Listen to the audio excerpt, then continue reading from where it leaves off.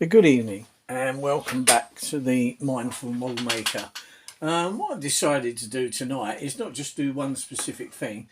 Normally when I'm modelling, normally when I make a video, I just sitting here doing whatever it is I've decided to make the video. But normally when I'm modelling, I have two or three projects on the go. So I might paint a bit of one, cut a bit of something else, and then while that's drying, whatever, so that I get on. I've normally got two or three projects.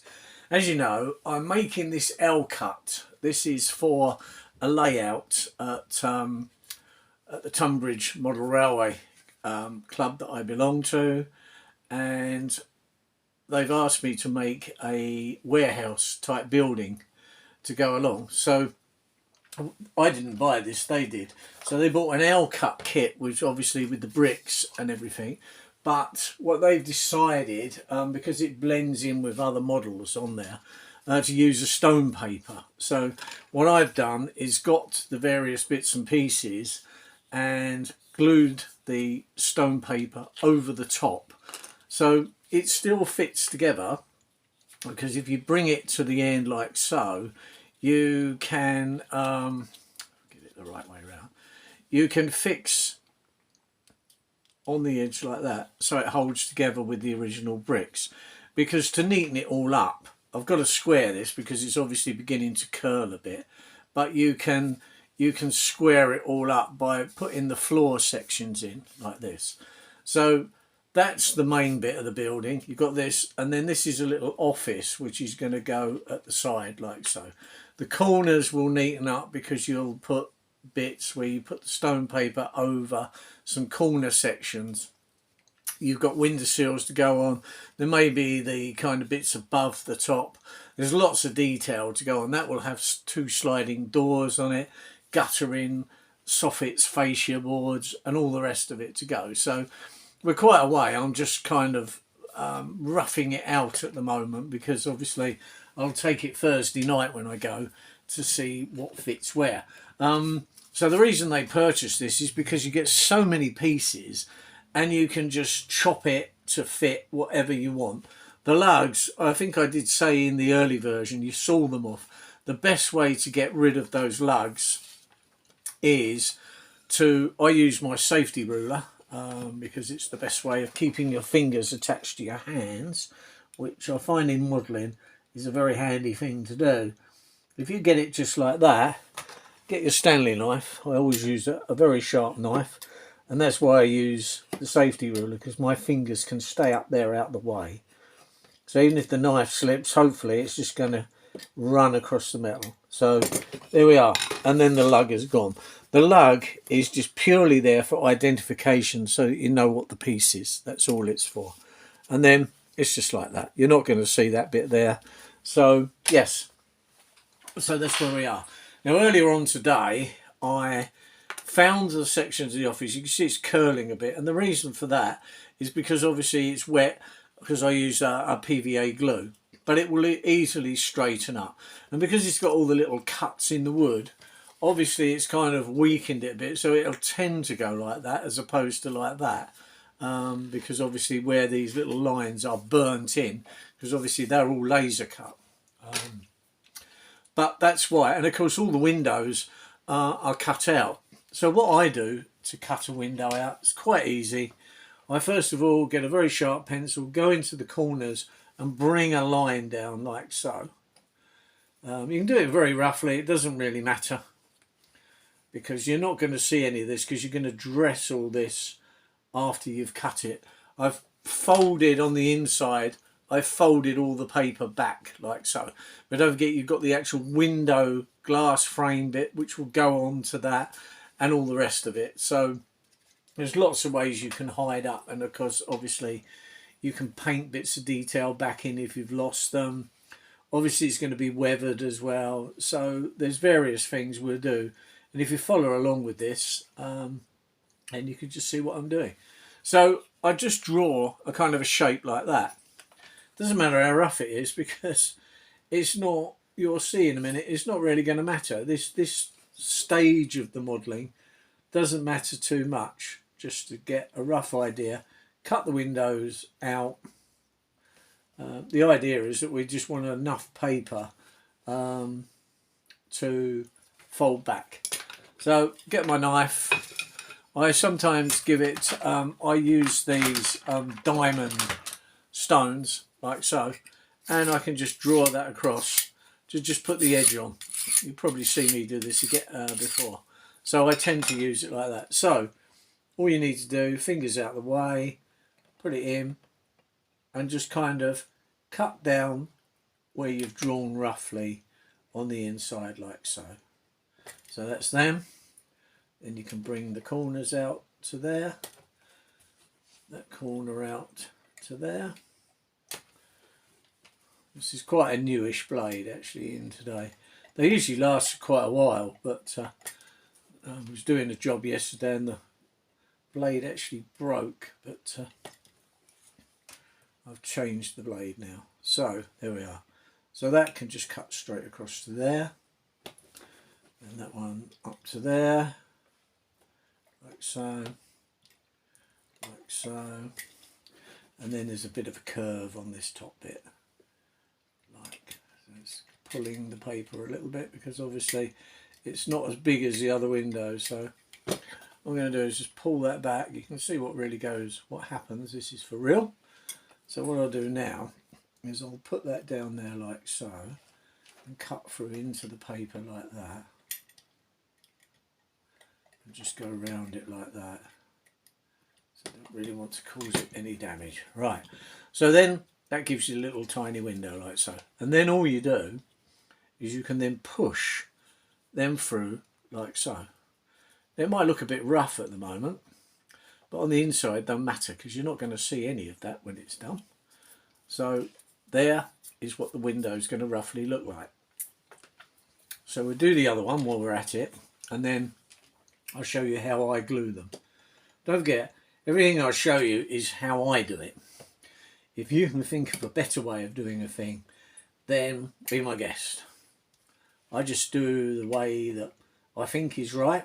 I'm not saying it is. It's entirely up to you to make your own mind up. But the fact is, have a go. Just have a go. It's better to have a go and mess something up than really think, oh, I wish I'd tried that, or, you know, whatever. And as time goes on, you get better.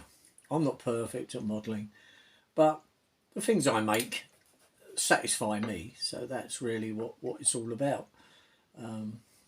Some things I make are quite good. And other people say, oh yeah, that's good. So there's your bonus. That's what you get from doing it. So is the satisfaction that you've done something quite good. Right, so we push that one out now, and where it's all cut, we can then bend that through like so. Right, now what I do on this, I've got a tube of the rocket card glue. I'll leave that on there actually because I'm right down to the last dregs of this in the bottom of the bottle. So I take the top off, and then what I use is just this piece of copper, which is quite handy. So I push that down in the bottom, you can see with the glue on it, and then all I do is kind of wipe that, because I've got to get that in on the wood and in on the paper as well. So this is what I do to form these windows. Might look too glamorous, but I'm not really worried about that at the moment. There's no point in going too overboard with anything at the moment because all of this is going to be out of sight. But it's very important that you cut the paper long enough. It doesn't matter too much how much wraps in, but you want to get the paper in the actual reveal of the window itself so that it covers the wood up. Otherwise you've got to try and mix a colour paint or something to disguise the fact that you haven't cut the paper long enough. So let me get that in there, and get a piece on the wood if you can as well, because obviously you need it to stick to that. Right, so then that will go like so, bend that over, push that one up in there, bring it through like so, squash that in there, and then when you go to the front you can see you might just push in the corners to square it up a bit. That one's coming back round. And there you can start to see that you've pushed out the shape of the window. The actual window frames are a separate part, and they glue on the inside. Well, obviously, I've got to work. I don't know what colour they want the windows painted, so I will find that out this Thursday, and then I will find out about painting the windows. And also I can use my glass breaking technique if they want some of the panes broken. It depends on how they want it to look. So I shall wait until Thursday when I go, and we'll probably kind of discuss it between all the people that are working on that particular layout as to how they want it to look. So I'll be governed by that. I don't think you need to go over top with all the windows, but I think one or two here and there looks reasonably natural. A big enough building with lots of panes, I think you'd find at least one or two broken in any place. Doesn't matter where it is.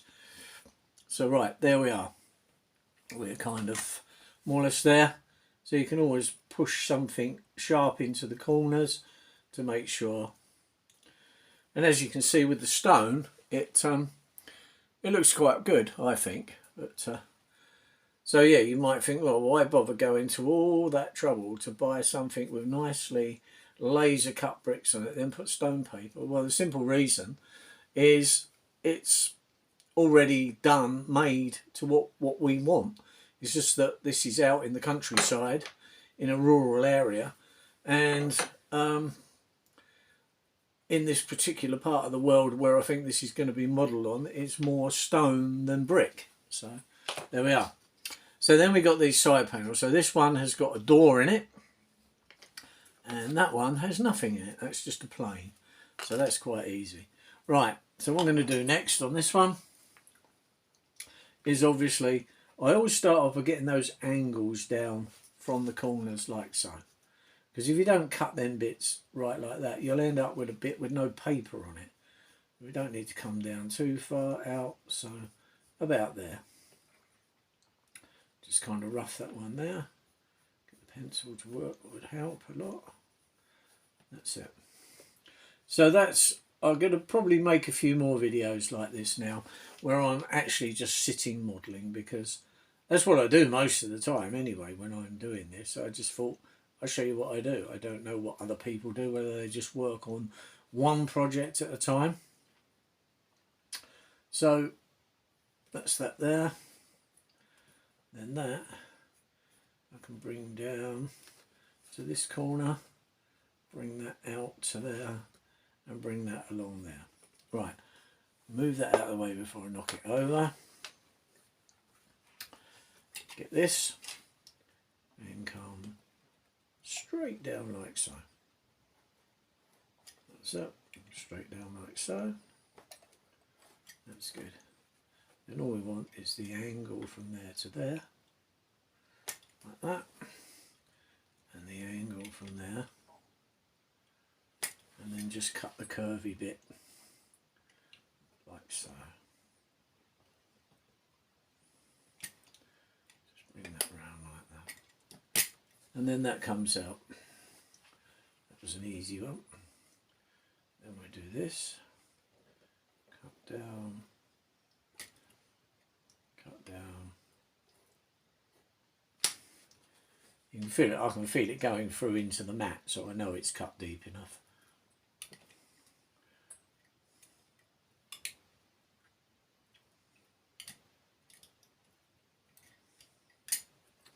So then we want the angles.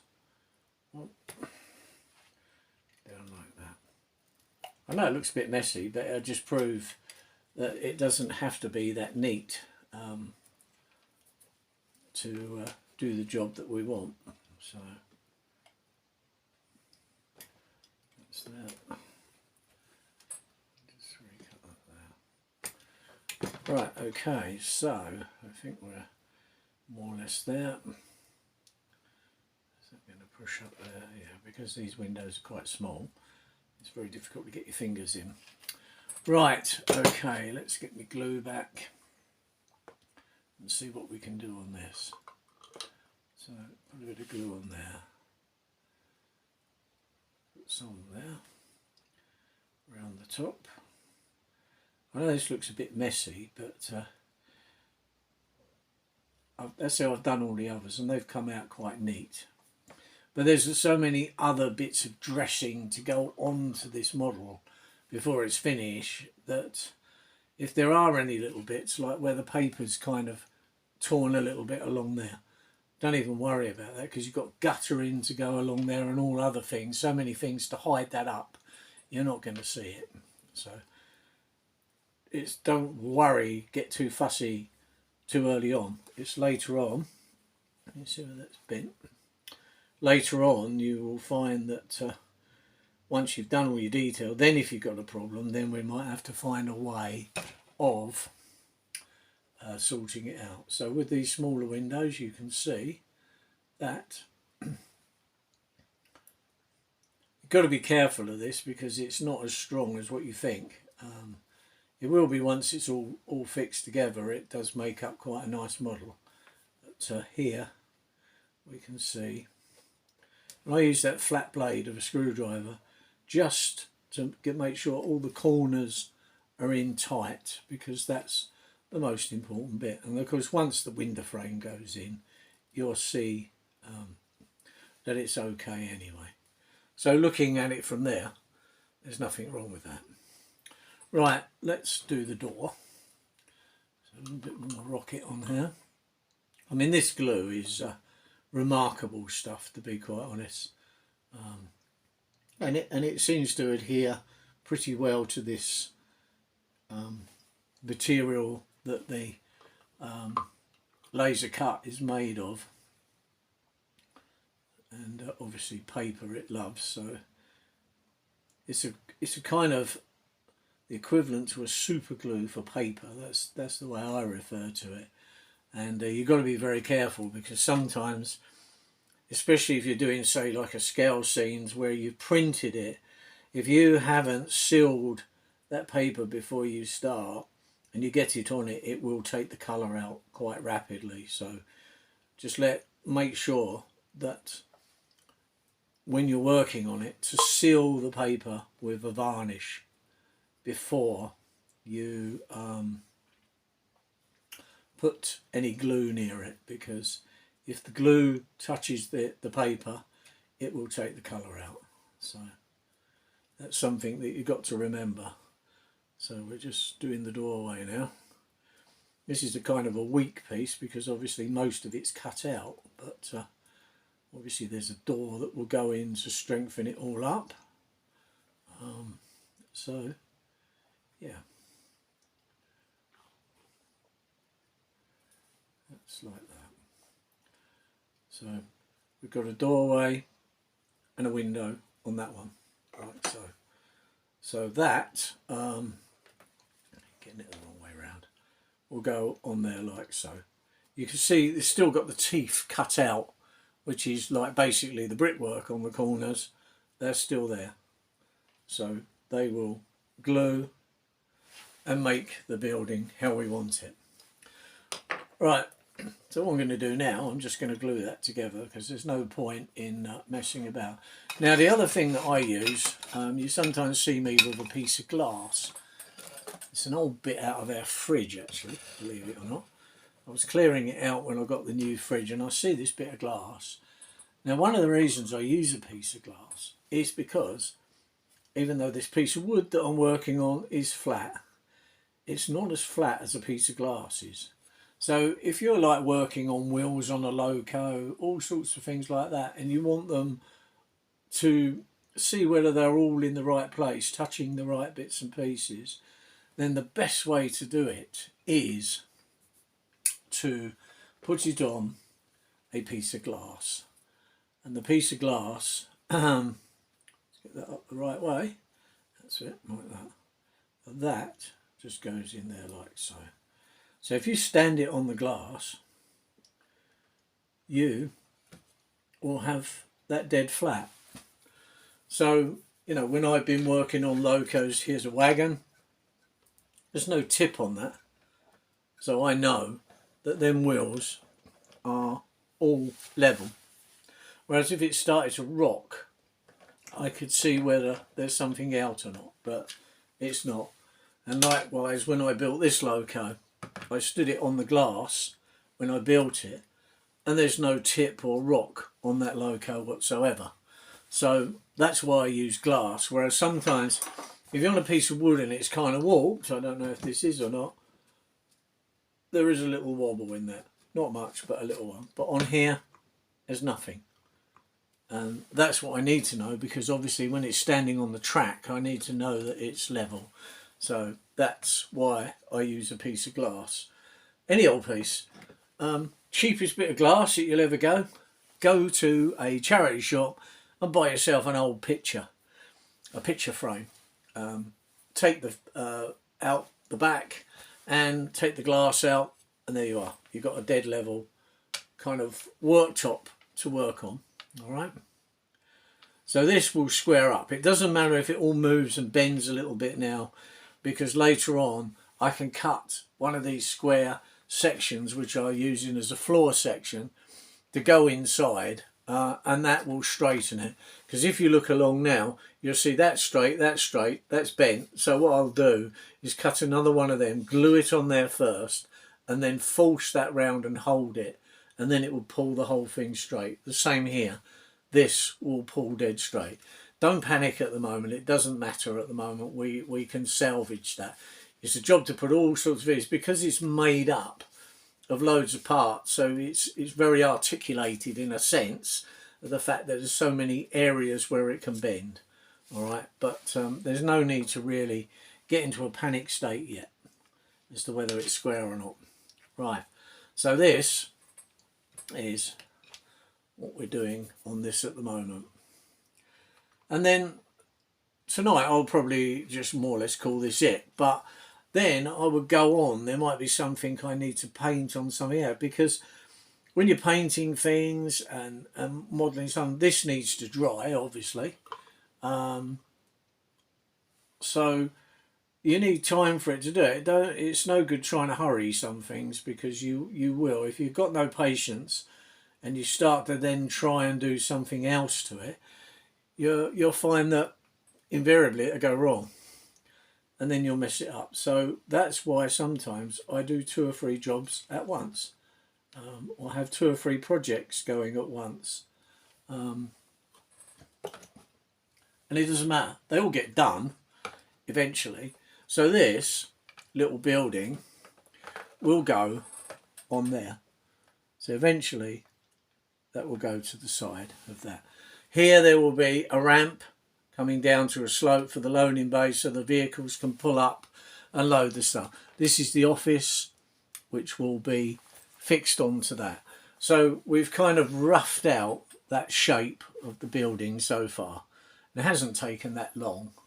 And then what I do, I usually have an area, and I'll put it up there out the way. I know you can't see that, but it's standing up on another bit, just drying now. And of course, the thing I should do next is put the lid on the glue. I don't know how much left in there, but it always, every time I dip the stick in, it comes up with glue. So a drop of tea is always good while you're working. Even when it gets cold, I still drink it cold. Right, on this loco, it's a few bits. I've done all the painting, and what I'm doing now, I'm going round and tidying everything up, because what I do, I give it all 2 or 3 coats, depending on the inside of that needs another coat, and the blue's gone over. So as the closer I get to finishing, then the painting will get a lot better. I think the blue on the outside is okay, so I'm going to leave that. But the creamy colour, or the yellow, yeah, creamy colour I will call that, that goes on that needs some more. So now I would just move straight on to doing this. So I'd have about 10-15 minutes doing this. This screwdriver doubles up as everything. Pushing the paper into windows, stirring paint, and even undoing the odd occasional screw, which yeah, it's quite handy for a screwdriver really, to eventually come round to what its purpose in life was. But these screwdrivers are perfect for these little pots of paint. And the secret with this kind of paint is to stir it, because what you want when you're painting is use the thicker creamy stuff.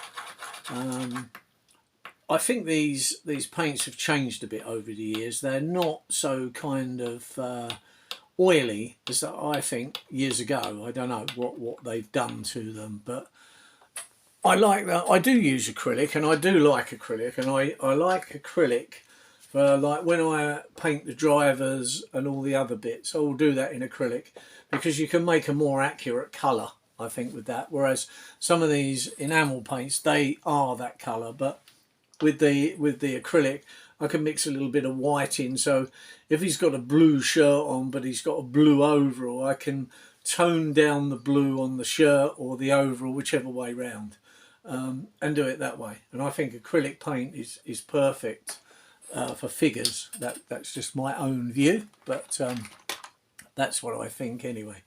Right, so what we're going to do now, got a brush, sort that out. I always paint in the kind of groovy bit round the top here, in there.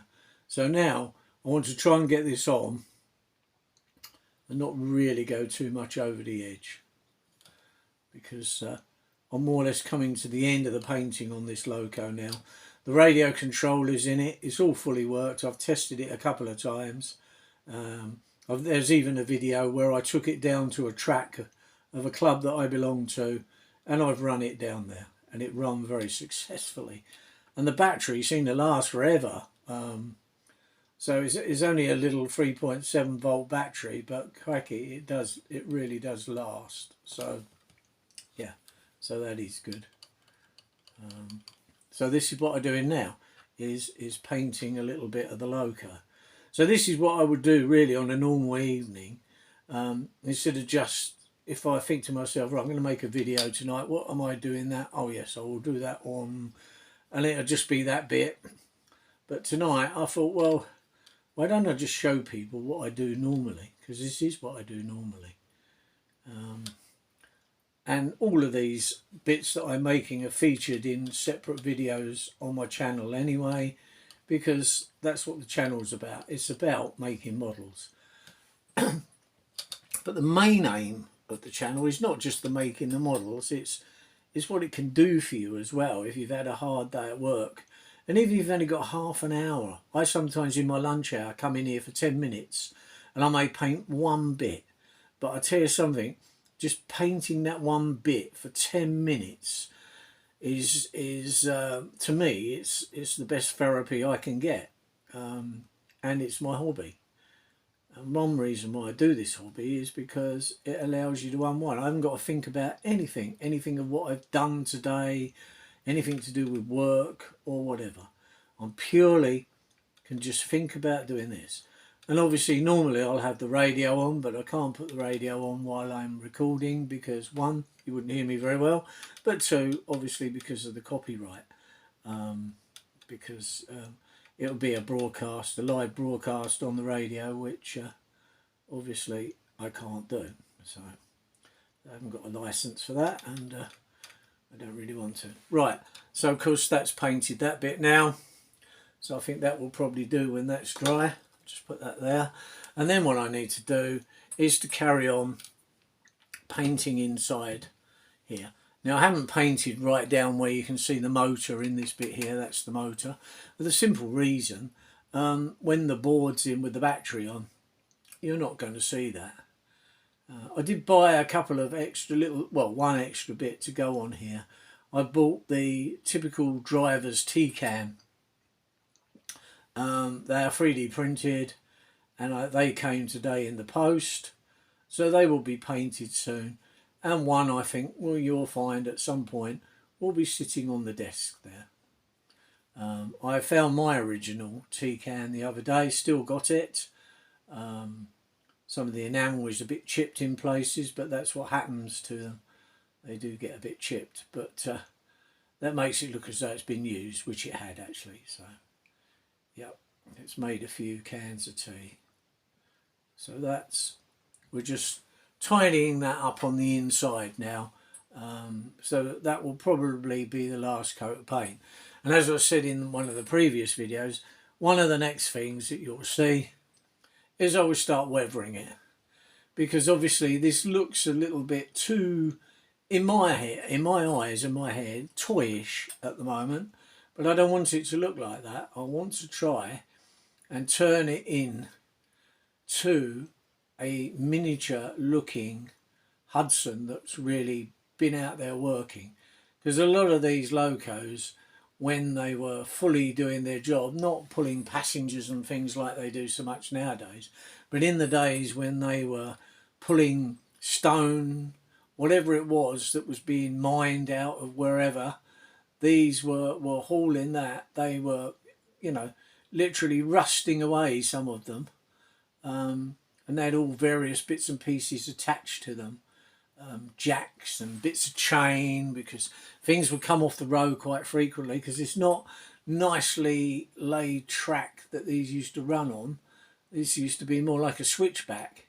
And of course they would come off the rails quite frequently. So because you haven't got a crew that's going to come out and put you back on, you probably have to jack the thing back on the rails yourself, because that's a bit more how it was. But anyway, so this is coming up nicely with a second coat now, and yeah, soon you'll see this running.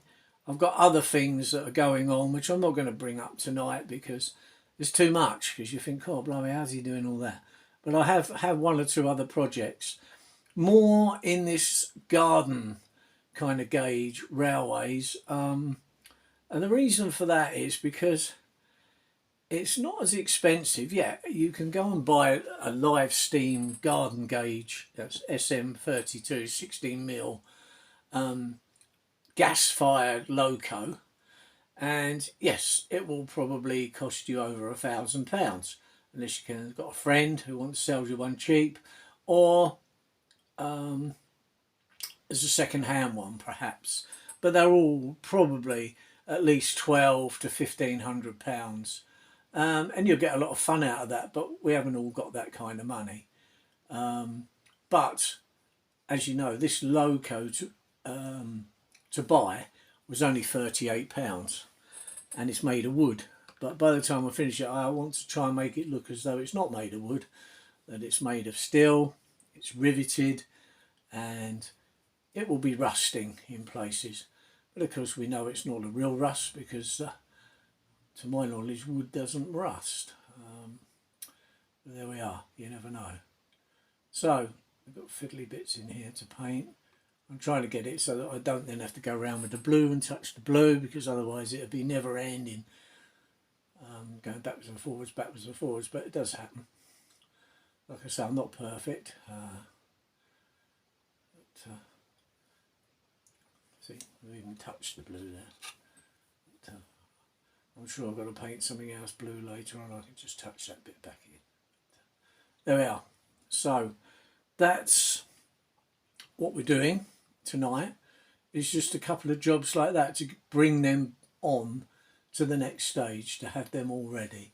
So we've done that there, got this side to do now, and because you're having to listen to me waffle on more than you normally do, so you might have switched off by now, I don't know. But anyway, this is what I do, and I suspect I'm not alone here with doing 2 or 3 things, because you're just doing one job. Like I say, you do that one job, and when you've done it, or you're waiting for something to dry on it, what do you do with the rest of the time? Well, to my mind, have something else to do as well, and you can get on with all of it, and then you're not being... The other thing is, sometimes some jobs are a little bit mundane, so you got to do them to bring the thing through to how you want it to look. It's like doing the rivets on this. Not the most thing job, but it's worth doing because of what it looks like when it's done. So there we are. Well, that's what I think anyway. I don't know if you agree, whether the rivet detail on there makes it look better or not. But anyway, what I'd like you to do is comment as to whether you like just watching me fiddle around like this, or whether you would just like a straightforward video that gets direct to the point, with me making something, showing you how it's done, and that's it. It'd be nice to get some comments back, really, to see what you would prefer, or whether I just do this occasionally just to show you what I'm getting up to and that. But to me, this is what modelling's all about. It's sitting here relaxed, chatting to myself. Well, I'm not really, but I suppose I am in one sense. And then when that's done up there, and then the last bit is up in the roof. So the roof is like made of a kind of a plasticard type stuff. It's what came with the kit, and it all fits nice. And yeah, get a nice soft brush like this. And the main thing, of course, when you're finished, get the brush cleaned. Get the brush cleaned as soon as you can, because brushes cost money, and if you get some good ones, then they will last for a long, long time. I mean, some of these brushes I have had for years. All right, some of them are cheap, not so good, because I use cheaper ones if I'm going to be using PVA glue and stuff like that. But the other thing is, with a brush, you need it to be soft. Like here now, I can push that into corners and make the brush do exactly what I want. So it's covering nicely. I'm not going to be too fussy with it, because when I start overspraying with the weathering, and I have powders and I have paints and all various things, and of course when I start doing that, I haven't got a lot of experience at weathering, but I have done some, so it will be interesting. I think the thing is with weathering is knowing when to stop, because you can start putting a thing on and think, oh, that looks good, then you overdo it, and then it looks like you sprayed a load of paint all over something. So whereas it's not supposed to look like that, it's supposed to look like a grime that's built up over time. So that's really what you're trying to reproduce. And of course, yes, some of these things do rust because they're made of steel, and the paint gets chipped off, the rust comes through. Obviously these are not steam, but they still get quite hot with the diesel engine itself. So there we are.